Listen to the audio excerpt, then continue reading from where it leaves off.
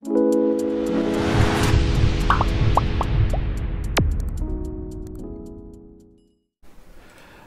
বিষয় 2024 সালের সপ্তম শ্রেণীর তৃতীয় পর্যায়ক্রমিক মূল্যায়নের অঙ্কের সেট 1-এর প্রশ্ন এবং তার উত্তর। তোমার তৃতীয় পর্যায়ক্রমিক মূল্যায়ন অর্থাৎ ফাইনাল পরীক্ষা আগামী নভেম্বর মাসের শেষের দিকে অথবা ডিসেম্বর মাসের শুরুর দিকে অনুষ্ঠিত হবে। এই পরীক্ষায় তোমাদের পূর্ণমান থাকবে 70 এবং এর জন্য তোমরা সময় পাবে 2 ঘন্টা 30 মিনিট। তোমাদের এর আগে ফাইনাল পরীক্ষা বা 3rd ইউনিট টেস্টের বাংলা, ইতিহাস, ভূগোল এবং বিজ্ঞানের প্রশ্ন এবং উত্তর করানো হয়ে গেছে। তোমরা যারা যারা দেখোনি তাই জন্য লিঙ্ক ডেসক্রিপশন বক্সে দেওয়া আছে, তোমরা সেখান থেকে দেখে নিতে পারো। তোমাদের এটা সেট 1-এর প্রশ্নোত্তর চলছে। তোমাদের কিন্তু এই ভিডিওটা করার পরে আরও এক সেট প্রশ্ন আসবে, সেটা সেট 2। তো সেটা পাওয়ার জন্য অবশ্যই ভিডিও শেষে কিন্তু তোমরা কমেন্ট করতে ভুলবে না। তো দেখে নাও তোমাদের প্রশ্নোত্তর পর্ব ঠিক কেমন হতে পারে। মডেল প্রশ্নটি পর্ষদ থেকে দেওয়া হয়েছে, তার জন্য এই প্রশ্নটি কিন্তু তোমাদের প্রতিটি বিদ্যালয়ের জন্য খুব ইম্পর্টেন্ট। তো দেখো, প্রথমে যেটা আছে এমসিকিউ, সঠিক উত্তরটি বেছে লেখো।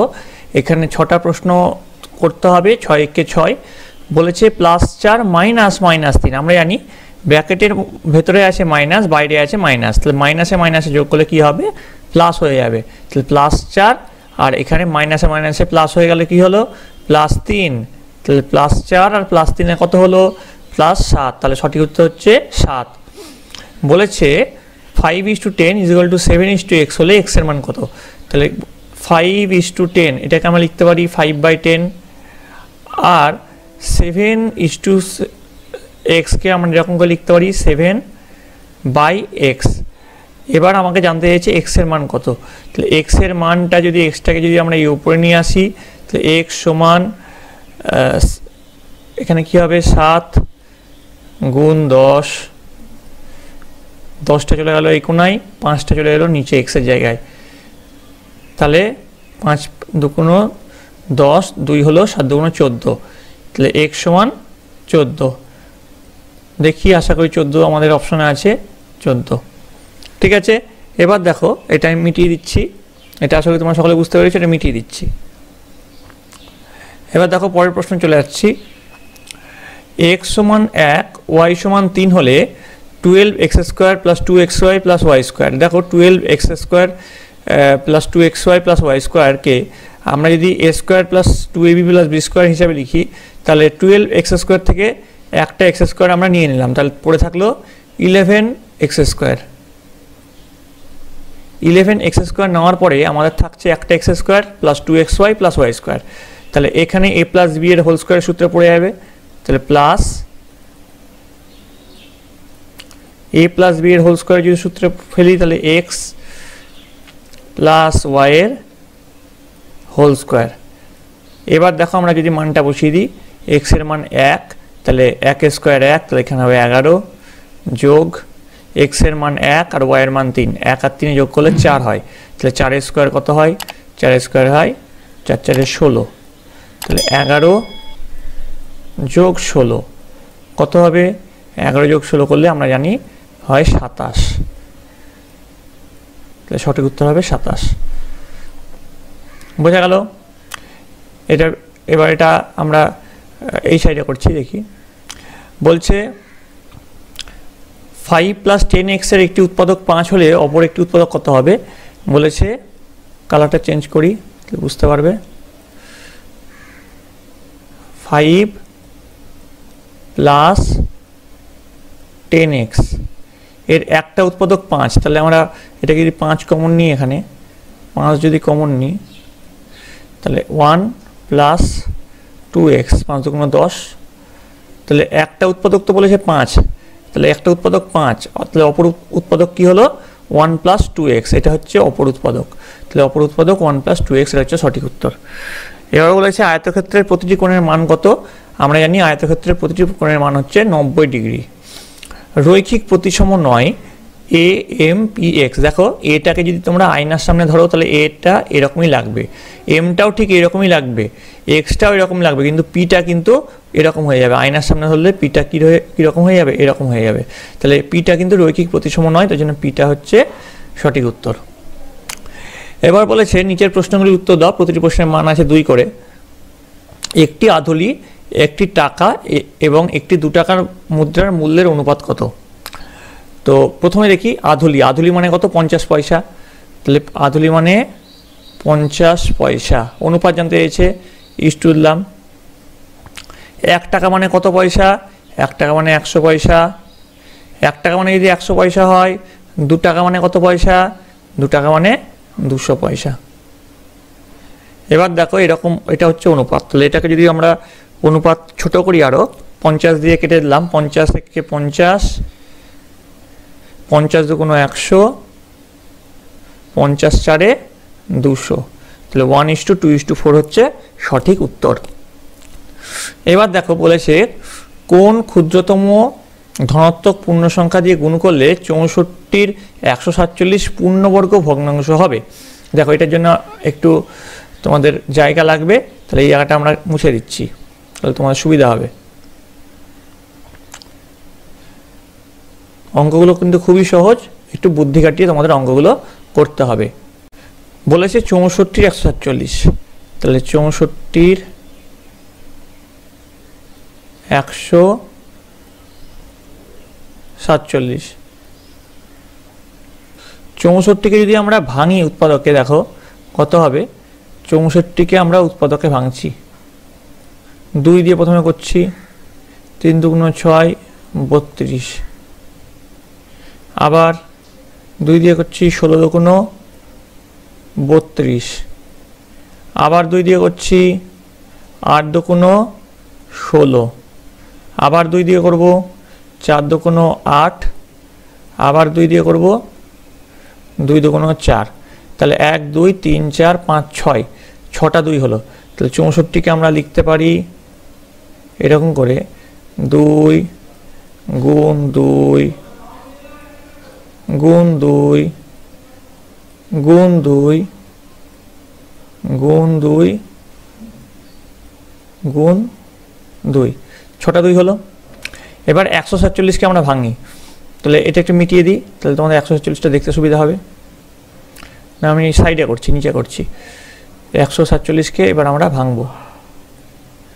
147, এটা যদি আমরা ভাঙি 3 দিয়ে ফার্স্টে দেখি, 3 4 12, 3 9 27, 7 7 49। তাহলে ভেঙে আমাদের কি পেলাম? 147 3 গুণ 7 গুণ 7। তাহলে দেখো এবার এটাকে যদি আমরা রুট করি বা বর্গমূল করি, তাহলে 2 2 2 2 2 2 2। আবার এখানে দেখো 2 7। তাহলে আমরা এটাকে এইভাবে লিখতে পারি, 2 এর স্কোয়ার গুণ 2 এর স্কোয়ার গুণ 2 এর square.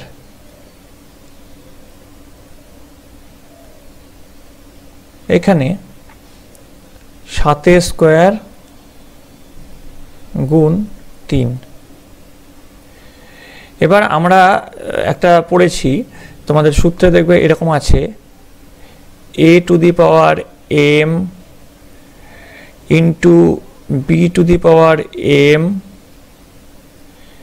Into c two the power m। এরকম যদি হয় তাহলে এটাকে লেখা যায় a b c two the power m। এইভাবে যদি আমরা করি তাহলে আমরা এটাকে করতে পারবো 2 দুগুণ 4 দুগুণ 8, 8 এর স্কোয়ার। তাহলে দেখো এখানে নিচে থাকছে তাহলে কত? 7 এর স্কোয়ার ইন্টু 1 এর 3।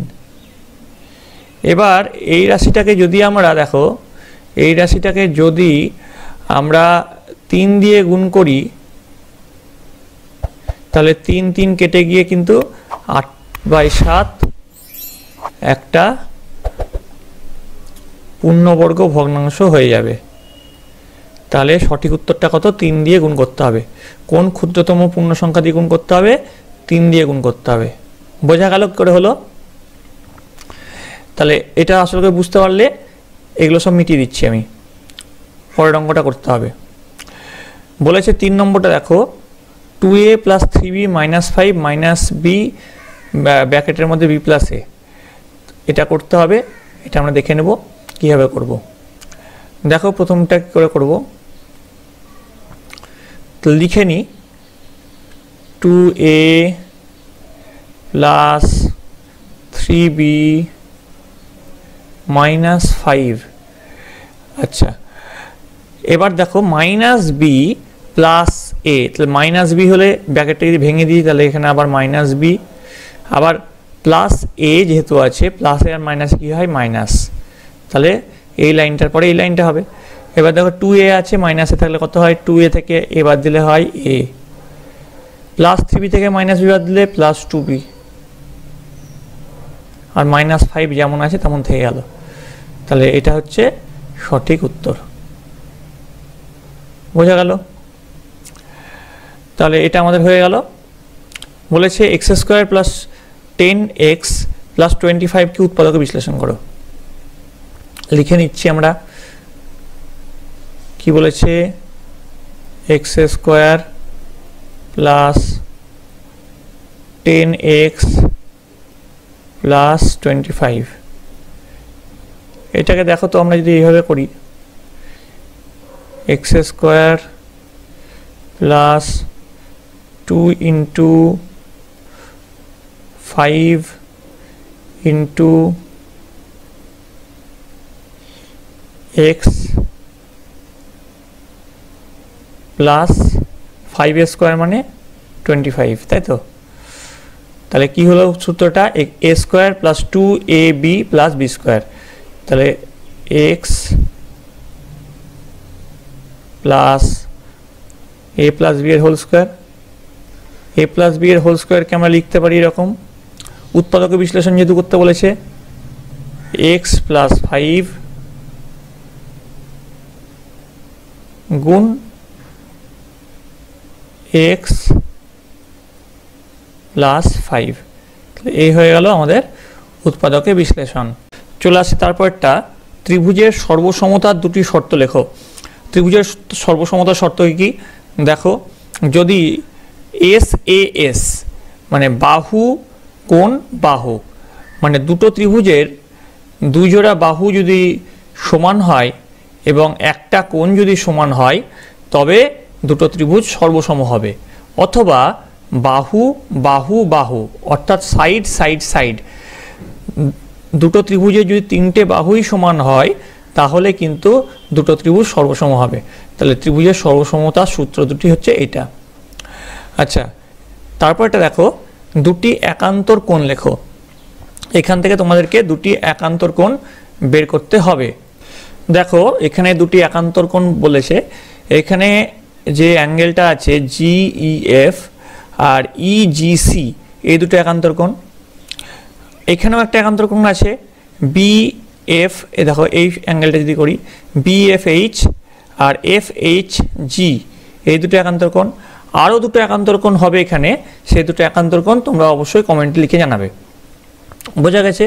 তাহলে আমাদের এখানে যে 2-এর দাগের যে প্রশ্ন সেগুলো কিন্তু কমপ্লিট হলো। এবার দেখো 3-এর দাগের একটি প্রশ্ন, যে কোনো দুটি প্রশ্নের উত্তর দাও, 5 × 2 = 10। দুটি প্রশ্ন আছে, আমাদের গ্রামের রাস্তা তৈরির জন্য পরপর 4 বছরের খরচের অনুপাত 2:4:3:2। ওই 4 বছরে যদি 132 অর্থাৎ 132 লক্ষ টাকা খরচা হয়, তবে হিসাব করে দেখি দ্বিতীয় বছরে কত টাকা খরচা হয়েছে। প্রথম ও তৃতীয় বছরে মোট কত টাকা খরচা হয়েছে হিসাব করো। এটা কিন্তু খুব ইম্পর্টেন্ট অঙ্ক। তারপরে দেখো 0.4 বর্গের সঙ্গে 0.3 বর্গ যোগ করলে যে যোগফল পাবো তা যে সংখ্যার বর্গের সমান সেই সংখ্যাটি কী হবে, অর্থাৎ এর বর্গটা বের করব, এর বর্গটা বের করব, সেই দুটো যোগ করব, তার ফলে যে যোগফলটা পাবো সেটা কার বর্গের তার বর্গমূল বের করে দেবো, তাহলে হয়ে যাবে। ঘন্টায় 48 কিলোমিটার বেগে ধাবমান 100 মিটার লম্বা একটি ট্রেন 2 সেকেন্ডে পাহাড়ের ভেতর দিয়ে একটি সুড়ঙ্গ রাস্তা অতিক্রম করলো। সুড়ঙ্গ রাস্তার দৈর্ঘ্য কত? 4 অঙ্কের কোন ক্ষুদ্রতম পূর্ণবর্গ সংখ্যা 12, 18 ও 30 দ্বারা বিভাজ্য হিসাব করে দেখো। 4 নম্বরটা দেখো, যে কোনো একটি প্রশ্নের উত্তর দাও। এখানে একটি প্রশ্ন উত্তর দিতে হবে, তার মান হচ্ছে 3। কোনো স্থানের তাপমাত্রা 12 ডিগ্রি সেলসিয়াস প্রতি ঘন্টায় সমান হারে তাপমাত্রা কমতে কমতে 8 ঘন্টা পরে তাপমাত্রা -4 ডিগ্রি সেলসিয়াস হয়। প্রতি ঘন্টায় কত ডিগ্রি তাপমাত্রা কমছে? পরের অঙ্ক -16 ভাগ ব্র্যাকেটের মধ্যে -2 প্লাস এইখানে কি হবে সমান -1। এটা খুব সোজা অঙ্ক। তারপরে দেখো 5 নম্বর, যে কোনো একটি প্রশ্নের উত্তর দাও। এক প্রশ্নের মান আছে কিন্তু 3 করে, মান নির্ণয় করো 10 এর কিউব গুণ 10 টু দি পাওয়ার 4, তাই তো, বাই 2 টু দি পাওয়ার 5 গুণ 5 টু দি পাওয়ার 4, এর মানটা নির্ণয় করতে হবে। তোমরা ভেঙে ভেঙে আশা করি তোমরা সকলে মান নির্ণয় করতে পারবে।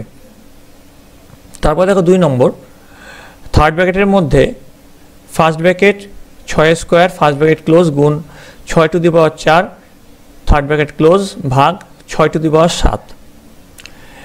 6 নম্বর দেখো, যে কোনো একটি প্রশ্নের উত্তর দাও। প্রতিটি প্রশ্নের মান আছে কিন্তু 3। তোমাদের আবারও বলছি, এটা কিন্তু তোমার নমুনা প্রশ্ন, পর্ষদ থেকে দেওয়া নমুনা প্রশ্ন। এই প্রশ্নগুলো প্রতিটি বিদ্যালয়ের জন্য খুব ইম্পর্ট্যান্ট।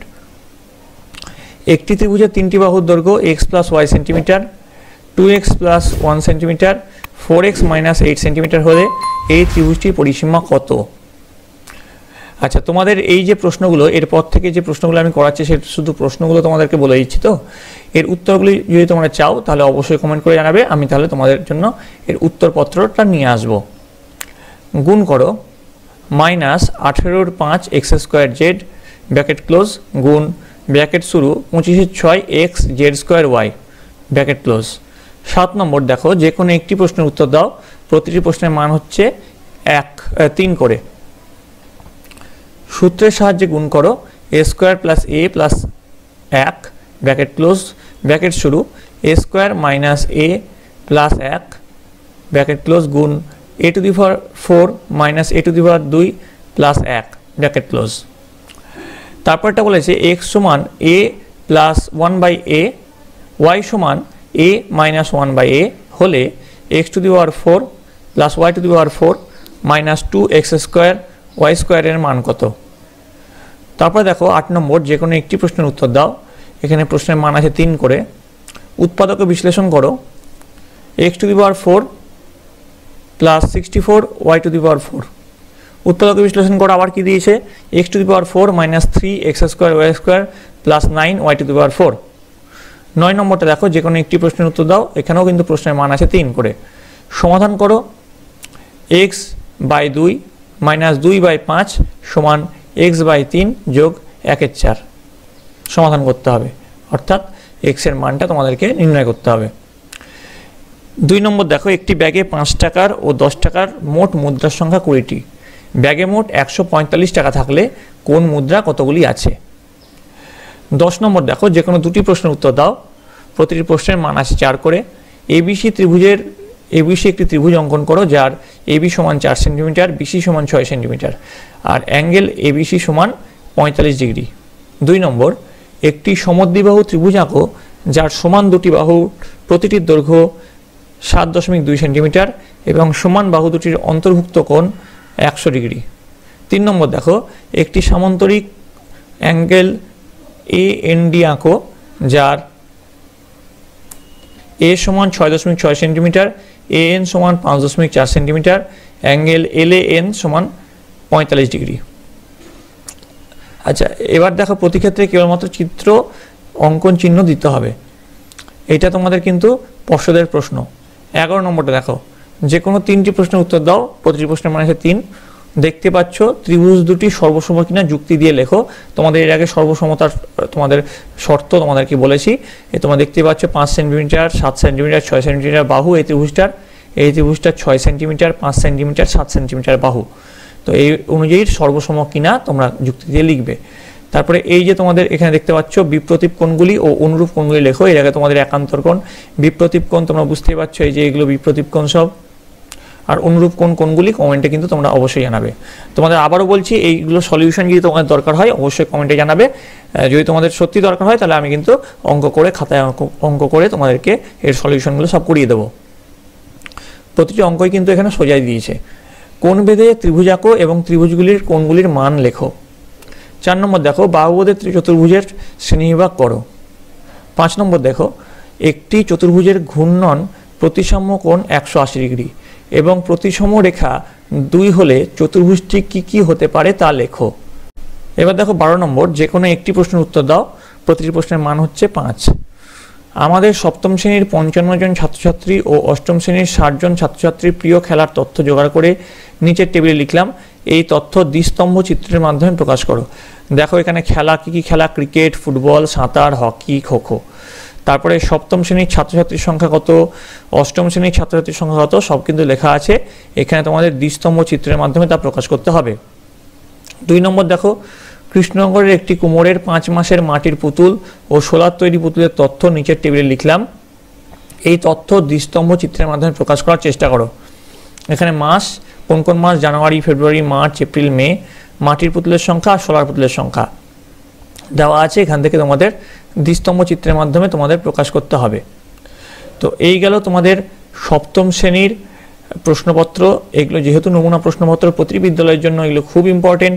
তোমাদের যদি এইগুলোর সলিউশন, মানে এই শর্ট কোশ্চেনের পর থেকে যে সলিউশনগুলো আমি তোমাদেরকে করিয়ে দিলাম না এখানে, সেইগুলো যদি দরকার হয় অবশ্যই আমাকে জানাবে। আমি তোমাদের খাতায় সলিউশন করে সুন্দর করে করিয়ে দেবো। তোমাদের কমেন্ট পেলে আমাকে এই সলিউশন করতে আরও উদ্বুদ্ধ করবে। তোমাদের এই মডেল প্রশ্নটা ভালো করে প্র্যাকটিস করো এবং বইয়ের অঙ্কগুলো তোমরা সকলে খুঁটিয়ে করো। তাহলে আশা করি তোমাদের পরীক্ষায় 100% সাফল্য নিশ্চিত। তোমরা সকলে ভালো থাকবে, সকলে সুস্থ থাকবে। এই ভিডিওটা যদি তোমাদের ভালো লেগে থাকে অবশ্যই বন্ধুদের কাছে অনেক অনেক শেয়ার করবে।